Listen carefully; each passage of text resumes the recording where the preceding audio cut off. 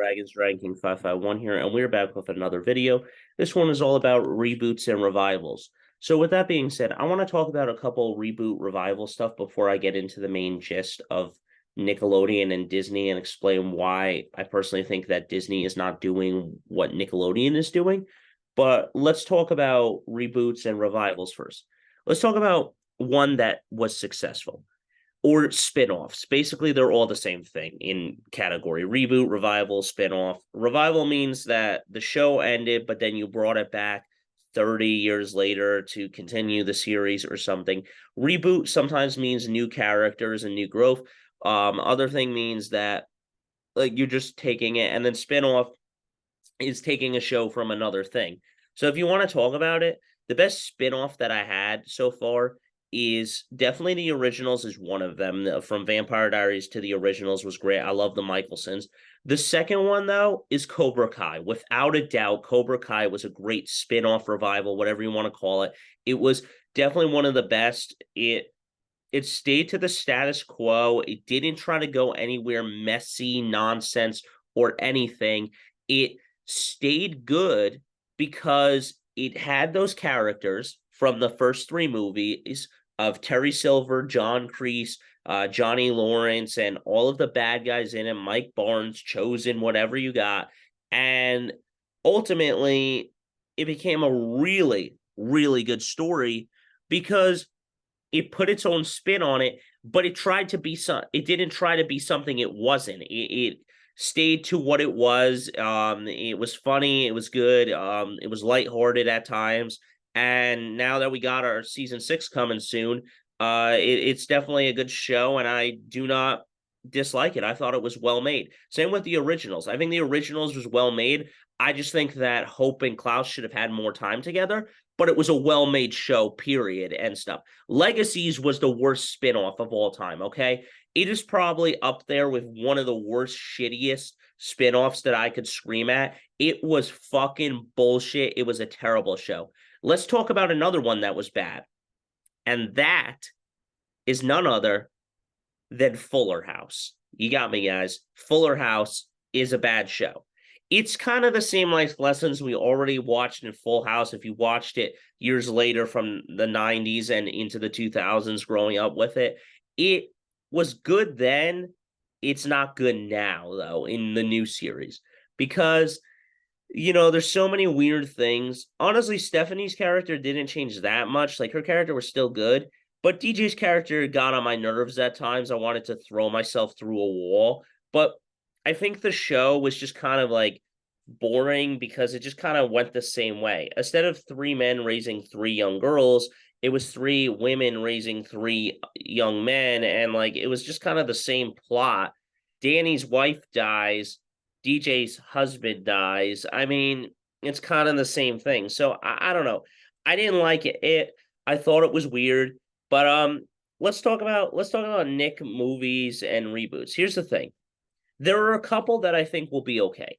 The Zoe 102 movie was a little weird. It was wonky. It was definitely out of place for me. It didn't even feel like it was about Logan and Quinn. It was more about like Chase and Zoe, and it was just kind of a weird, funky movie. And then there was like a killer there, and I was just like, what is going on here? This show is off its rocker. And that's why I was just like, I don't know.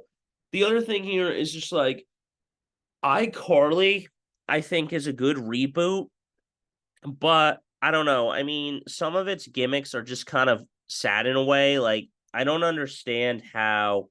Hang on, guys. I have it right here for iCarly. iCarly reboot.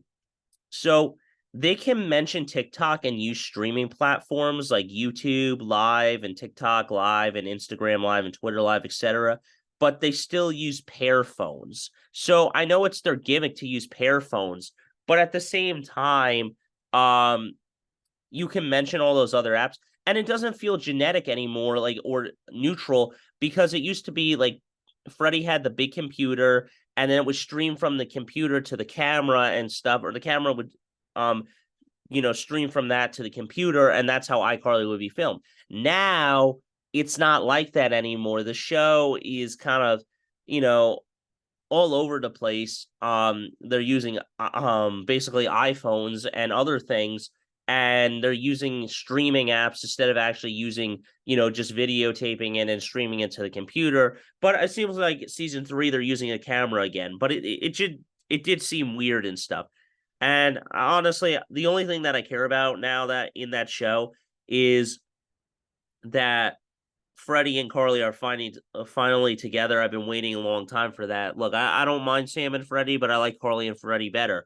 The other thing here is that, like, if we go back to Legacies for a second, the only reason I watched Legacies was because of Hope Michelson and Danielle Rose Russell. I didn't care about any other character in that show. I personally only cared about her legacy, and that's why I wish that they just did an original season 6 and 7. I really did not care about Lizzie or Josie or any other character. And if they wanted help, they could have just done it in season 6 or 7. Hey, we need help because we don't know how to stop the merge. Okay, well, Hope does. Just turn one of them into a vampire. It's done. Bing, bing, bom, boo. I mean, it would have been a better story, but it is what it is. So that's why I don't really like the whole entire iCarly thing, because it doesn't feel genetic. It doesn't feel genuine. Without Sam in the story, it feels weird. But it is what it is. The other Nick reboots, though, like the Henry Danger movie, I think is going to be pretty good.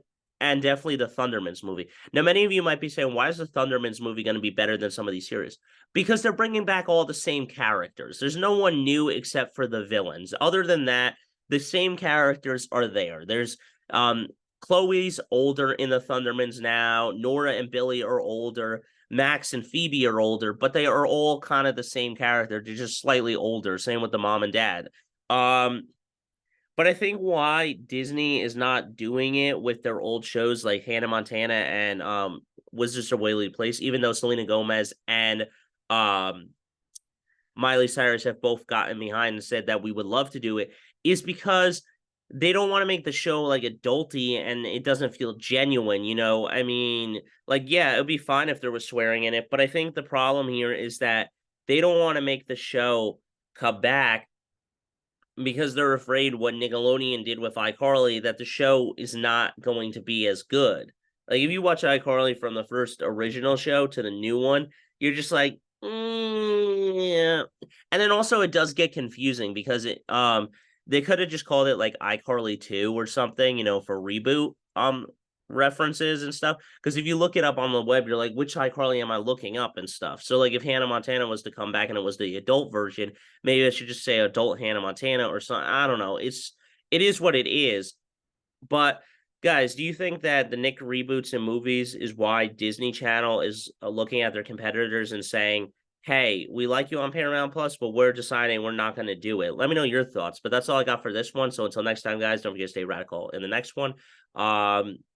But yeah, let me know. Do you think Nickelodeon is the basically the fuck up, and that's why a lot of Disney shows have decided not to do reboots? Let me know. But that's all I got for you.